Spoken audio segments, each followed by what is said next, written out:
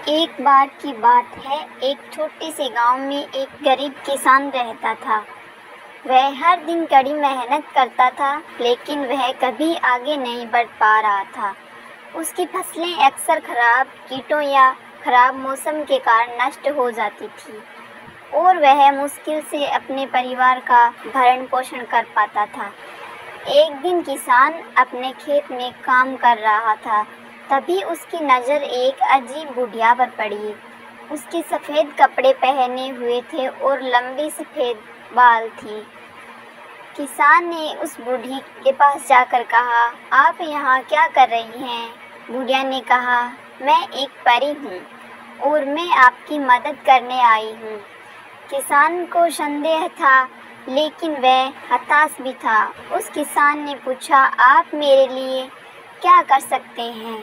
परी ने कहा, मैं तुम्हारी केवल एक ही इच्छा पूरी कर सकती हूँ, लेकिन सावधान रहें कि आप क्या चाहते हैं। सोच समझ कर कहना। एक बार जब आप अपनी इच्छा कर लेते हैं तो इसे कभी भी बदलना नहीं चाहिए। किसान ने एक क्षण सोचा और कहा, मैं अमीर बनना चाहता हूँ। परी ने कहा, आपकी इच्छा ही मेरी आज्ञा है, लेकिन याद रखें, सावधान रहें कि आप क्या चाहते हैं। और इसके साथ ही परी गायब हो गई। अगली सुबह जब किसान उठा तो उसने खुद को एक शानदार बिस्तर पर पाया। उसने चारों ओर देखा और देखा कि वह एक सुंदर हवेली में था। उसके पास नौकर थे जो उसकी देखभाल कर रहे थे और उसके पास इतना पैसा था जितना वह कभी खर्च नहीं कर सकता था। किसान बहुत खुश हुआ। आखिरकार उसने अमीर बनने का अपना सपना पूरा कर लिया।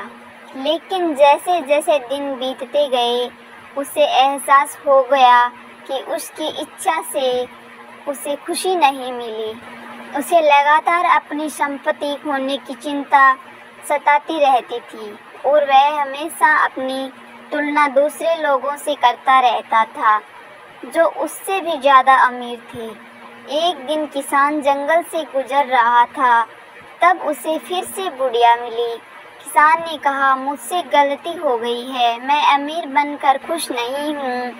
काश मैंने कभी इसकी कामना न की होती। मैं समझ गई।